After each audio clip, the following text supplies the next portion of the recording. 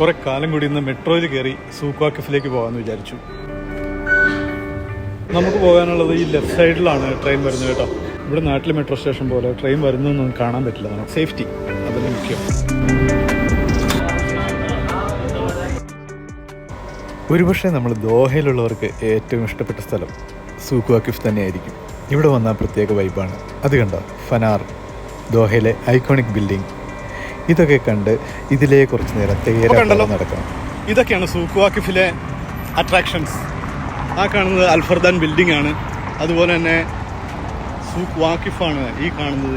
അങ്ങകലെ ദോഹ കോർണിഷിലെ അമ്പരചുംബികളായ കെട്ടിടങ്ങളും കാണാം.